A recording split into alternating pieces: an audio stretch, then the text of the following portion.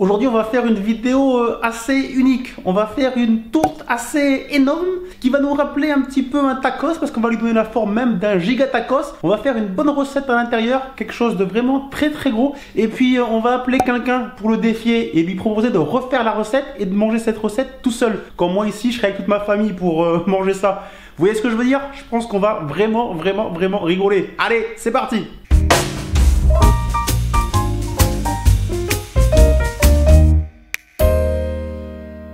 Les apprentis chefs, bonjour, j'espère que vous allez bien et comme d'habitude que vous avez très faim. Et croyez-moi qu'aujourd'hui, il va falloir de l'appétit.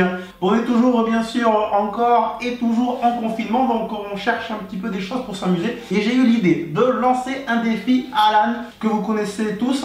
Je vais lui lancer le défi de reproduire, de cuisiner le plat que je vais faire aujourd'hui et de le manger lui seul. Voilà, on va s'amuser un petit peu comme ça aujourd'hui. Alors j'ai réfléchi longtemps à ce que je pouvais faire comme plat, quelque chose d'assez sympa, de très gourmand. On va faire un giga tacos, mais pas vraiment un giga tacos. On va pas utiliser des galettes de blé, mais on va faire une pâte à tourte. À l'intérieur, on va utiliser plein d'ingrédients. Nous aurons pour cette recette des haricots rouges, du thon, des oignons, des pommes de terre, du coulis de tomate, un mélange d'épices chili mexique, du paprika, de l'ail, du poivre, du sel, de l'ail en poudre et puis certainement plein de choses que j'ai oubliées mais qui vont arriver tout à l'heure. Cette tourte, véritablement, elle va avoir la taille d'un giga tacos. On va respecter les bases d'un énorme tacos. On va mettre donc des pommes de terre, pas sous la forme de frites, mais sous la forme de purée. Je trouve ça plus gourmand, plus moelleux. On aura également une petite sauce fromagère, mais qu'on va faire très gourmande avec de la béchamel dans laquelle on va venir faire fondre du fromage.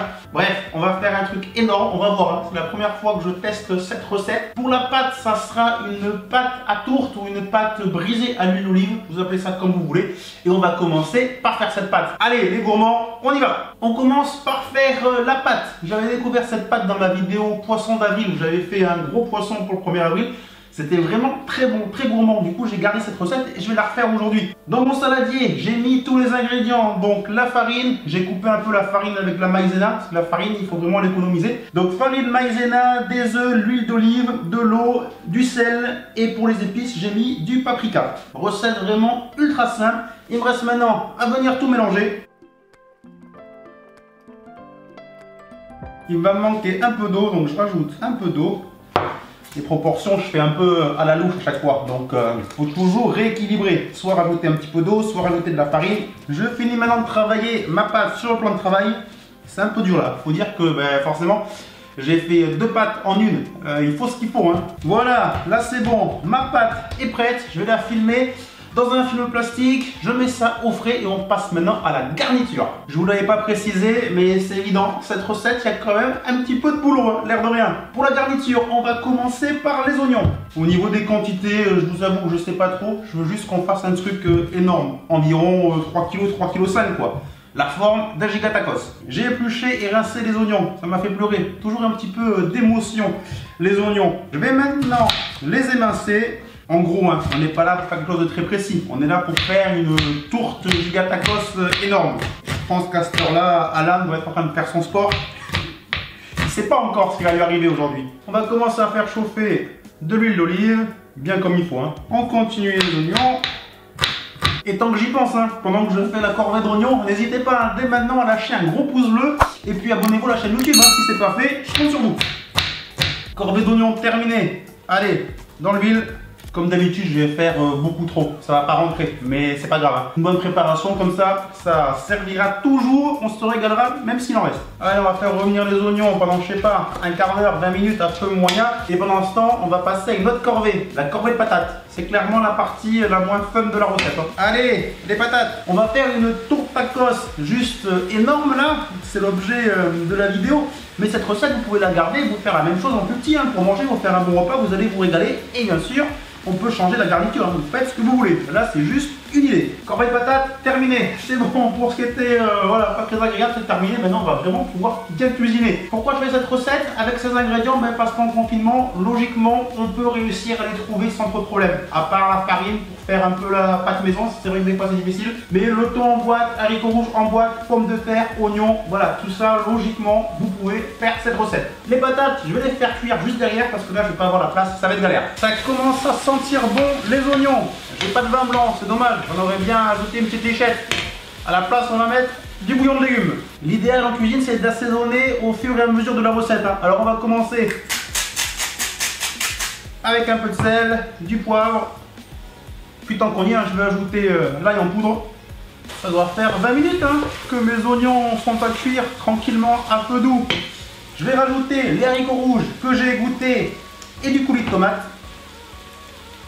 Regardez-moi ça, comment ça s'annonce vraiment bien gourmand. Là, ça commence à sentir terriblement bon. Je rajoute le thon, là aussi donc un thon en boîte, facile à trouver en confinement.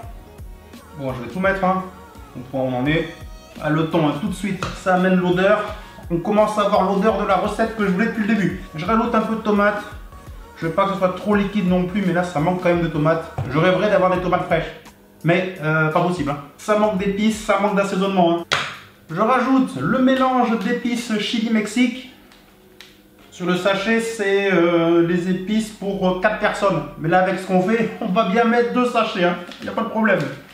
Rajouter un petit peu de bouillon de légumes, légèrement.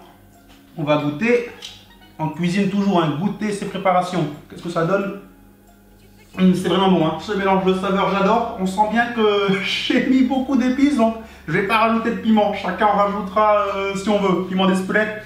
Je vais laisser de côté. Par contre, je vais rajouter un petit peu de sel et un peu de poivre. Assaisonnement corrigé. Là, c'est vraiment bon. J'adore. Je rajoute une demi-gousse d'ail haché. C'est déjà bien relevé, hein, donc faites comme vous le sentez. Juste un petit peu d'eau. Voilà, là on est vraiment bien. La préparation, on pourrait dire que c'est du thon à la mexicaine. Allez, on va dire ça comme ça. Ça c'est bon, c'est prêt. L'air de rien, ça avance. Enfin, ça fait déjà quasiment 1h30 je crois que je suis en cuisine. On récapitule, on a fait notre pâte, on a fait notre thon à la mexicaine. Les pommes de terre sont derrière en train de bouillir, je viens d'aller voir, c'est pas encore prêt. Il nous reste à faire notre sauce fromagère. On va commencer donc par faire une béchamel et on va faire fondre du fromage à l'intérieur. J'ai jamais fait ça, mais je pense que c'est une bonne idée. Béchamel, on commence à faire fondre un peu de beurre. Quand le beurre est fondu, je vais ajouter la farine. En gros, c'est un temps pour temps. Hein. J'ai mis à peu près 70 g de beurre, donc à peu près 70 g de farine. Je vais faire ça à la vue. J'ajoute la farine. Et je mélange bien pour former un roux. Je rajoute un peu de farine, j'en ai mis partout. Jusque là, tout est normal. Il me reste à ajouter du lait à mélanger progressivement pour former la béchamel. Puis là on va jouer avec le lait, hein. Si on veut la rendre plus liquide, un peu de farine, si on veut la rendre plus ferme, voilà. Puis on goûte pour avoir la béchamel qu'on souhaite. J'ai monté un peu le feu, ça commence à épaissir. Voilà, la béchamel est prête. Je la retoucherai peut-être un peu tout à l'heure, on verra. On va y faire fondre le fromage. Bon, j'ai trouvé que ça comme fromage. Hein.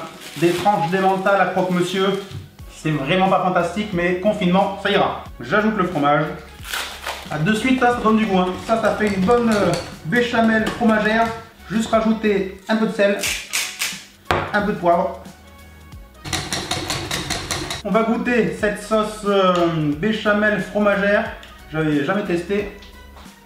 Ouais, c'est très bon, c'est largement plus gourmand qu'une sauce fromagère qu'on fait d'habitude. Hein. Là, c'est vraiment très crémeux, c'est très bon. Je viens de récupérer les pommes de terre là, qui est en train de bouillir. Ça y est, c'est bon. Tout simplement, hein, on les transperce avec un couteau. Si le couteau s'enfonce, c'est que c'est prêt. Un petit peu de sel, un petit peu de poivre. Je les écrase en purée. Enfin, en purée, plutôt en écrasé de pommes de terre, on va dire. Je rajoute un peu de beurre. Allez, on continue. Écrasé de pommes de terre, juste au beurre. Plus gourmand, il n'y a pas. Tous nos ingrédients sont prêts. Et là, j'ai envie de faire un petit truc. Je vais me faire une bouchée avec un peu de tout pour voir ce que ça donne. Du thon à la mexicaine, de la pomme de terre, un peu de sauce par-dessus. Regardez-moi ça, juste exceptionnel. Ça va être l'intérieur de cette tour de tacos. Voyons voir. Ah ouais, c'est bon. Ah ouais, c'est très bon. Il y a le moelleux, il y a le piquant. C'est assez piquant. Ce mélange est très épicé. Ça va extrêmement bien ensemble. C'est trop bon. Ah là, ça va être un truc de fou, ça j'en suis sûr. Au fait, ne vous inquiétez pas, hein, virus, hygiène, etc. À chaque fois que je goûte, je change de fourchette. On a tous nos ingrédients, on va maintenant passer au montage final. J'ai récupéré ma pâte au frais. Comment est-ce qu'on va faire ça? Bon, c'est la première fois que je fais ça, donc je suis un peu en suspense. L'idée, donc, une tourte giga tacos, on appelle ça comme on veut. Une première base de pâte, toute la garniture, et on va la refermer avec une deuxième portion de pâte qui devrait être plus grande que la première. pour bien que ça puisse fermer. Un giga tacos, je crois que c'est à peu près la taille d'un plateau. Tout un plateau, donc de ce que j'ai vu, c'est à peu près 35 sur 25 cm.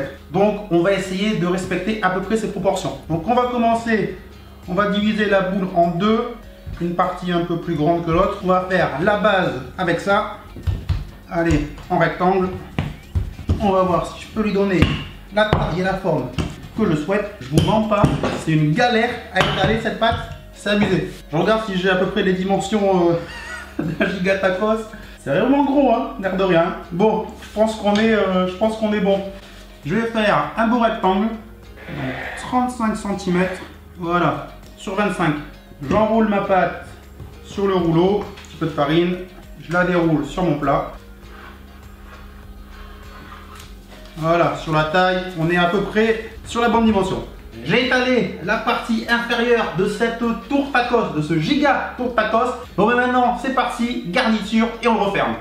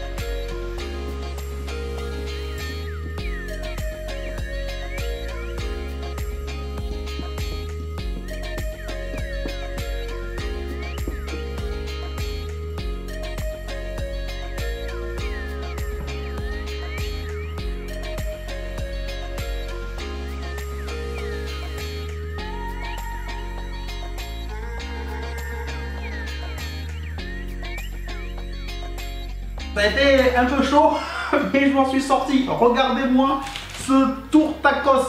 Il est juste énorme et franchement, ça pèse, hein, l'air de rien. Pile poil à la taille d'un giga tacos traditionnel. Là, je sais pas combien ça pèse, mais je pense qu'il y a facile 3 kg. Il me reste juste une chose, à venir le dorer. Donc un jaune d'œuf, hein, tout simplement, que j'ai battu. On vient donc dorer notre joli bébé, hein, le poids d'un nouveau-né, normal. Impeccable.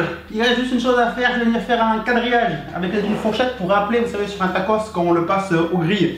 Logiquement, ça devrait se voir comme ça à la cuisson. Et allez, ça part en cuisson. Et ben, allez, hein, au four, je dirais à peu près 20, 25, peut-être 30 minutes, je sais pas. Le giga tour tacos est parti en cuisson. J'ai mis à 200-220 degrés au début et ensuite je pense que je vais rediminuer pour bien faire cuire la pâte, bien la saisir et après voilà, que ça soit assez uniforme. C'est assez gros, je sais pas trop, voilà, la cuisson c'est un peu au feeling. Mais ce que je vous propose, c'est que maintenant on va appeler Alan pour lui proposer le défi, voilà, pendant la cuisson, on va voir comment il va réagir.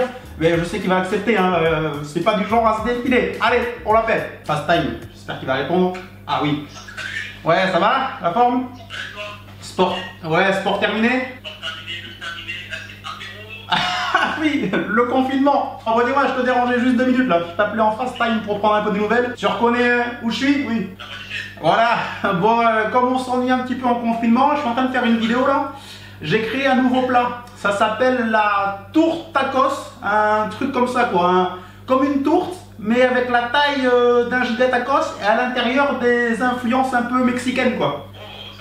Tu sens venir le truc là? On est un peu en confinement, donc on peut pas se voir pour que tu viennes le manger. Donc, je voulais te lancer un défi. Un défi cuisine et food challenge. C'est-à-dire que ce tour de tacos énorme, on sait pas trop comment on l'appelle, il faudrait que tu le cuisines toi-même, d'accord? Ouais, voilà. Que tu te mettes en cuisine. Ouais, mais j'ai fait un bon tuto, donc je pense que tu vas t'en sortir. Donc, je t'enverrai la vidéo en avant-première. Tu auras un joker, Charlotte pourra t'aider. Voilà, pour une fois, voilà, un petit joker. Un petit joker. Soit Charlotte, soit lui. Oui. Mec,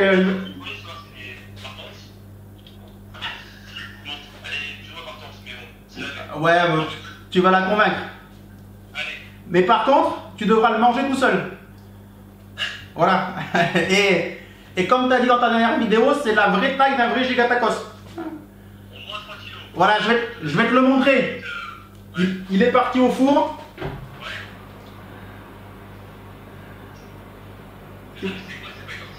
Tu vois là? Non, c'est la pâte à tourte. À l'intérieur, c'est ambiance un petit peu mexicaine, pommes de terre, haricots rouges, du thon, des épices. Mais j'ai mis 2 heures à le faire, il y a quand même du boulot. Donc, je suis en train de filmer là. Défi accepté. Voilà.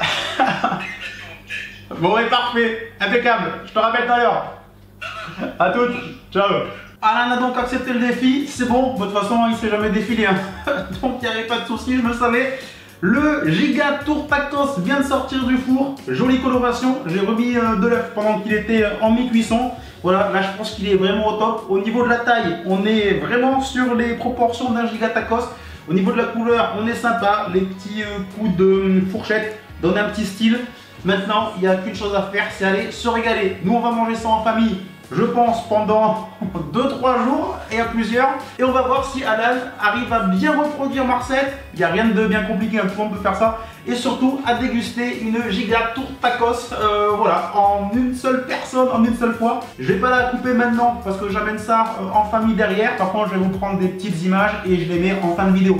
J'espère que cette vidéo vous a plu. Bombardez-moi la barre des likes. Je compte sur vous, on le répète. Hein. Abonnez-vous à la chaîne YouTube si ce n'est pas déjà fait.